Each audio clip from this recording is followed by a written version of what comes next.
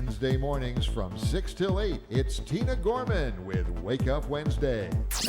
Community Radio. 89.5 WSKB. Live from Studio 120 at Westfield Technical Academy, this is WCPC Channel 15 and 89.5 FM WSKB Westfield.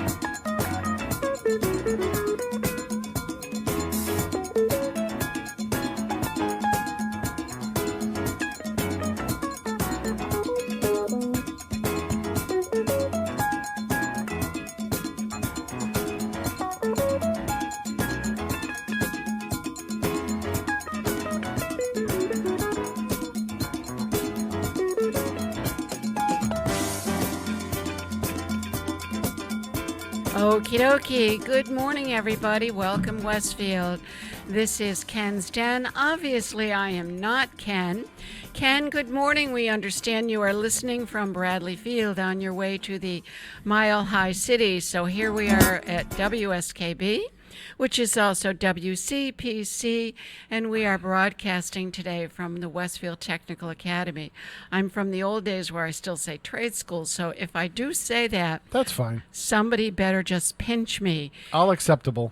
All acceptable. Yes, of course. So, well, thank you, Peter. Thank you so much. I have Peter to help me in my stead. Without Ken, I'm not quite sure what to do, but we'll get through the You next also have couple hours. Harry Rock. I do. I will get to that in a minute, Peter. I have my list. I'm good. I'm good. She has her agenda. Ken She's taught, all set. Ken taught me to over-prepare so we have more than what we need. Yes. So good morning. I am not Ken. I already said that. This is Kathy Palmer tuning in. You can listen to us on 89.5 on FM, or you can tune into Channel 15, or westfieldtv.org should you want to hear us. And of course you do. I also have my friend Peter Coles. Unfortunately, up here, I have to look through the window.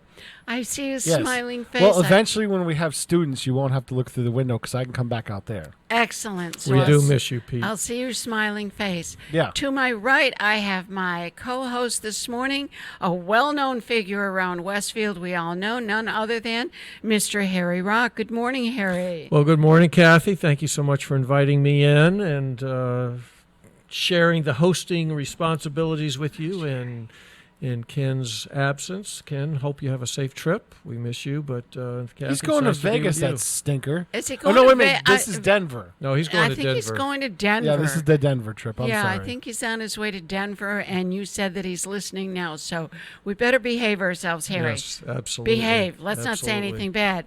So before we get any further into the show, because everyone is used to it, we do have the famous Ken Stomsky rant. Do we not, Mr. Coles? Yes, we do. We do. But I got to do the disclaimer first.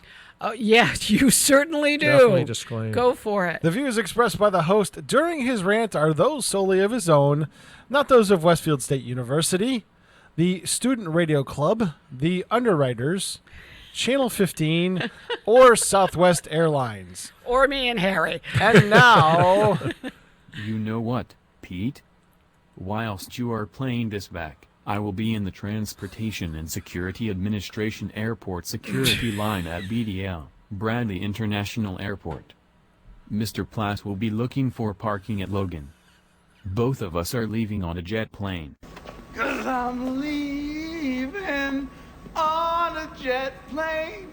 Don't know when I'll be back again. Leaving on a jet plane. I don't know when I'll be back again. Leaving on a jet plane. I don't know when I'll be back again. Once Bob has landed, he will only have to wait 8 hours to get tea and crumpets for breakfast. I am going in the other direction and everybody will be serving din-din when I am in the mood for lunch. Jet lag really does not affect me much physically.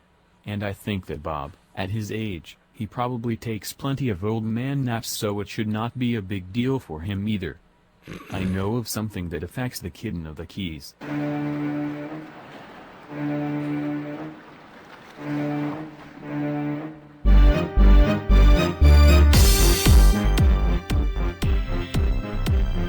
It better be a short clip. Just kidding about that, Pete. DirecTV didn't have Channel 22 for almost 2 months. Just last week it came back, so I was able to see which chef was cooking on Mass Appeal. It was some chicken and local green beans and it looked yummy, so make sure someone asks him about it. He couldn't even be He bothered to also had record some in his own tips for voice. cutting off the ends of green beans. I always chopped off both ends, but I may not have been doing the right thing. Oh sweet, kind den mother Kathy. I didn't forget about you either. Because I am not there for the first week of the NFL season, please enjoy one of your favorite Family Guy sound bites. Hi, I'm Peter Griffin of the New England Patriots. I'm here to kick off the Touchdown of Savings weekend at Wilkins Hyundai and Subaru. We will blitz the competition, and in no time, you'll be driving your new Hyundai or Subaru right to a touchdown. At Wilkins Hyundai and Subaru, we have Hyundais and Subarus. Oh wait. This isn't right. 2 hours worth of broadcasting, and that is going to be it for Family Guy clips? Hold my beer. I need to deal with this. Special guest co-host Harry Rock is in the hits house, and last time we were both on the air he mentioned how he was in awe with all of the clips. So I will have to play another one Oh, no. right now. All right, you guys, I got 8 crates of Epicac from Mort, all on my tab. Now, whoever goes the longest without puking gets the last piece of pie in the fridge. Pie. Okay, here we go. How's everybody doing? Good so far. All right. Nothing yet. Cool. You know, I don't know if you guys had any of that pie already, but that is some tasty stuff. That's from the bake sale that Lois was... Ooh, one down. I know somebody who won't be having any... I'm starting to feel funny. Well, I feel fine. I guess I'm gonna be... Oh boy! That means I win! I get to eat... Oh, God! Why didn't anybody tell me? Oh, my God! My insides are on fire! No, please! No more! No more! Dad, I'm scared. Get the phone! Call 911! Lois! Lois! Lois, get in here! Okay. Okay. I think it's all gone. I think it's... I don't want to. I don't want to... Peter, I need you to hold my ears. Hold my ears?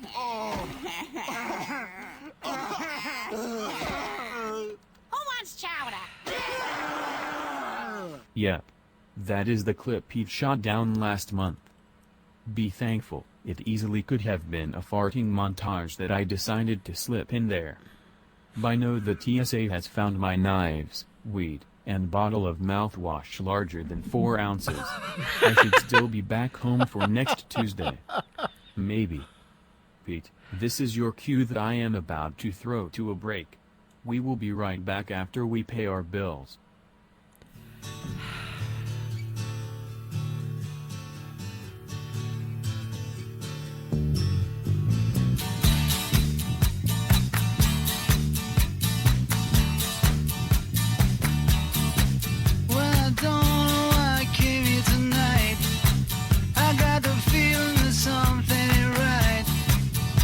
Scared in case I fall off my chair, and I'm wondering how I'll get down the stairs. Clowns to the left of me, jokers to the right. Here I am, stuck in the middle with you. Yes, I'm stuck in the middle with you, and I'm wondering what it is I should do. It's so hard to keep the smile from my face. Losing control, yeah, I'm all over the place. Clowns to the left of me, jokers to the right. Here I am, stuck in the middle with you. When you started out with nothing and you found that you're a self-made man,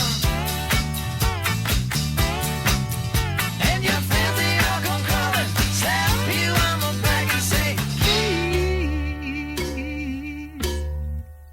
please.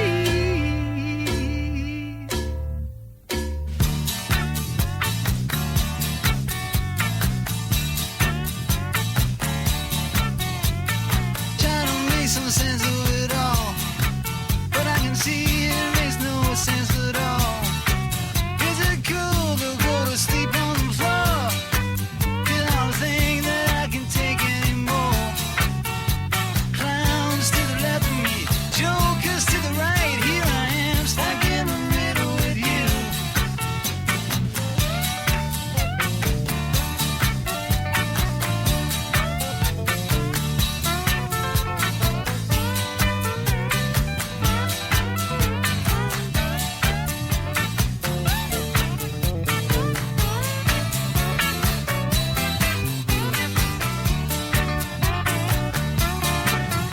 And you started out with nothing and you're proud that you're a self-made man. And your friends they all come calling, slap you on the back and say, please, please.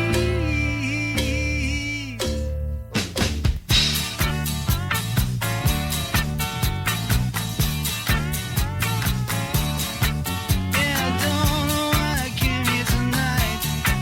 I got the feeling that something ain't right. I'm so scared in case I fall off my chair, and I'm wondering how I'll get down the stairs. Clowns to the left of me, jokers to the right. Here I am, stuck in the middle with you. Yes, I'm stuck in the middle with you. Stuck in the middle with you. Here I am, stuck in the middle with you. Support for the community programming of WSKB is provided by Bay State Dental. Comprehensive dentistry at 14 convenient locations in Springfield, Chicopee, Longmeadow, West Springfield, Belchertown, East Longmeadow, Ludlow, Northampton, Greenfield, and Wilbraham, as well as 29 Broad Street in Westfield. Bay State Dental makes it a priority to help you achieve and maintain the healthy smile you deserve. On the web at baystatedental.com. One of our underwriters here at WSKB's Community Radio is Carson Center for Health and Human Services, a nonprofit organization located at 20 Broad Street in Westfield.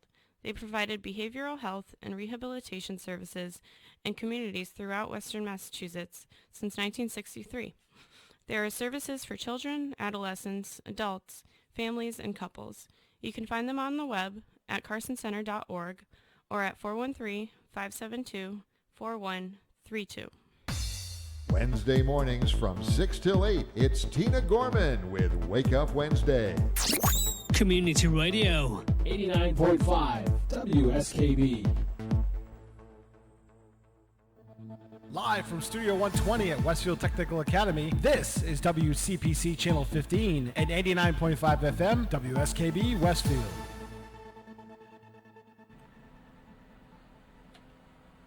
And good morning. We are back again with Ken's Den. Ken is not here this morning, so I am... Oh, wait a minute. Hold on.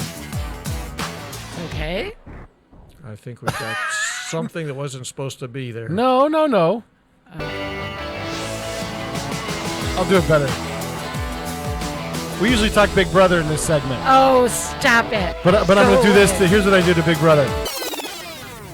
Bye-bye. See ya. Thank you. Hasta luego. All right. Back to the original conversation. Ken, it's out of control. Please don't go to Denver. Please turn around and come back. Take your luggage off and let's go. He'll appreciate the fact that I just put the brakes on Big Brother. Yes, he will. He will appreciate it. I'm sure. I should have watched the episode just so I could talk it just to really annoy the crap Peter, out of him. no. Oh, please, God, no. No. This is Kathy Palmer coming to you from WCPC down at Technical Academy, WSKB on 89.5 or Channel 15. We have been joined by Chef John Slattery, and we will get to some great conversation about recipes and what the chef has been up to. But I have Harry Rock. Yes. And as everyone knows, Harry Rock is the man mostly responsible for everything behind the 350. And we've had one sort of sad wrap-up this week, Harry. Well, yeah, last week, it was Wednesday, we took the big cake down, and I cried while I was out there. We started working. Oh, gosh. I love that cake. And there is nothing that more symbolizes what this celebration has been about than that cake.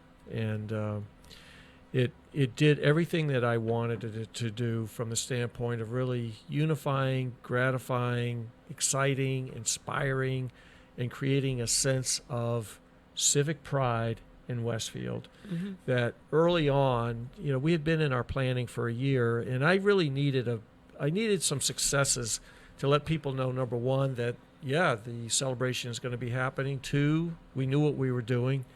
And 3, that it was going to be successful, to really get people excited, because I needed to really get some momentum going on the fundraising side. And we had just released our history book, the 350 history book, that your time in Westfield is based on, the play that you did so admirably. And that had come out just after Thanksgiving. And then the cake landed on the green on about the 3rd week of December, I think. It was awfully cold that day. It was they took them 2 days to get it up. The first day wasn't bad.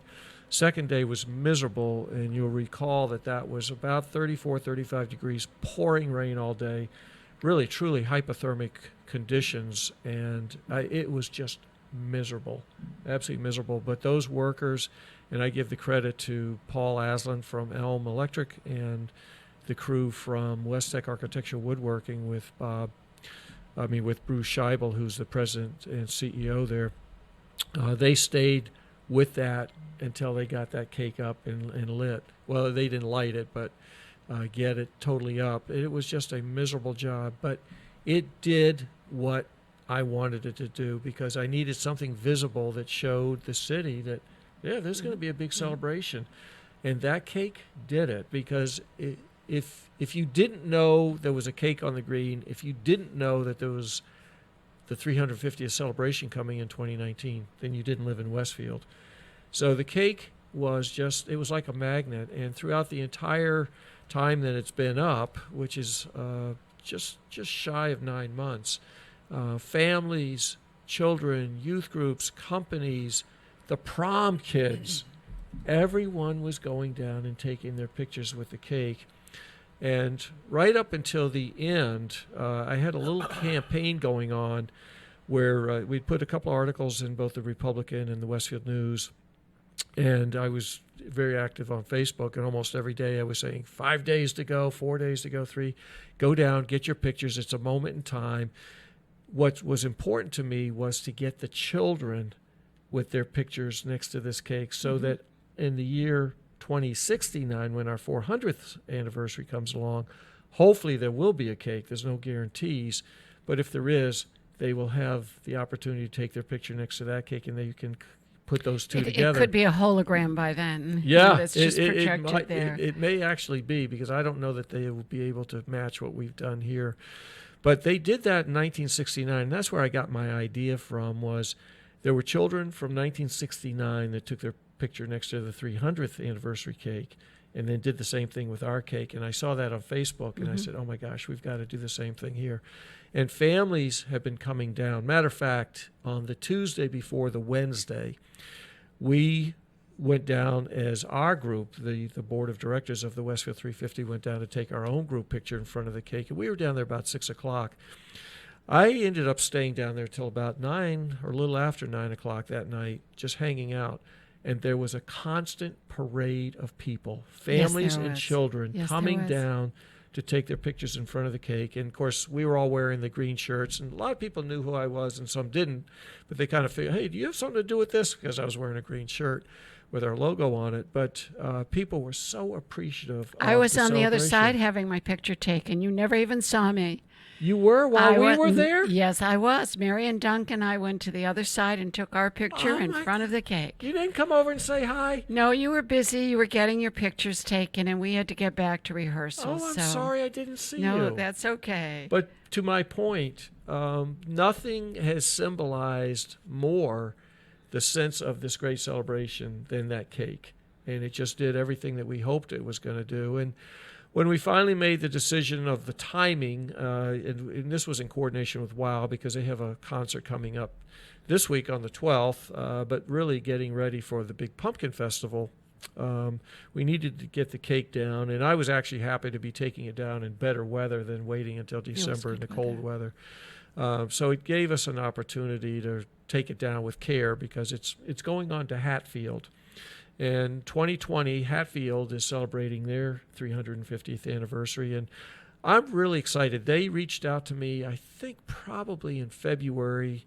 There's a Channel 22 television weather cam up on top of the tavern, and it zeroes in. It was always showing the cake on the early morning broadcast or even the evening broadcast of the news and of the weather, and Hatfield saw that on 22, and so they contacted me and said, hey, what are you doing with the cake afterwards? And we knew we weren't going to hang on to it. We couldn't store it. It's 25 feet wide, 16 and a half feet tall, weighs about 2,000 pounds. There's no place that has that kind of space. It's a big, big structure.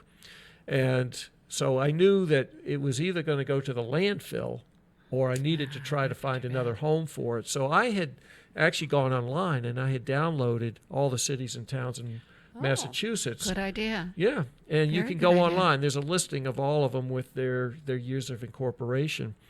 And I found about 5 or 6 towns and cities in Massachusetts that were coming up on 2020 with their 350th. Hatfield happened to be one of them. But before I even reached out to them, they had reached out to me and said, hey, what are you doing with the cake? And I said, well, interesting that you should ask. Let's have a conversation. Raynham, over near Foxborough, Right, by I know where Gillette's. Raynham Yep, is, they other end of the contacted. state. Somehow they heard about it. They were really hot on it. and really wanted it. But I said, nope, I've got a community here in Westfield, or not in Westfield, but in the Pioneer Valley that's really interested in it. And I was thrilled. Logistically, it makes it so much easier to get it there. They're only 30 miles up the valley. They're kind of like, we're keeping it in the valley, means we can go and visit it. I plan to go see it once they get it put back up, and they couldn't be happier. You know, that community is only 3,200 people. They're very excited to have it because it's going to symbolize for them everything that it did for us. So where are they putting it? Do you know? Where will it be erected? The interesting thing about that, they were originally going to put it on the town green, and so they came down in February and they took a look at it, and this is it's pretty big. Their town green isn't that right. large. So they said, oh yeah, we got a perfect place. We're going to put it on our town green. Well, they get back, and I get this phone call, the next day. Said, oh, Harry, we got a little problem. I said, what's that? The cake is larger than our town green. Yeah, someone said that. I know. So they had to look around. So they have found, and I'm a little hazy on my details, but there was some building or something, I think, that came down, and they're creating a park now. But they actually have created a cement pad that it's going to go on. So they've got a spot. They've got electricity.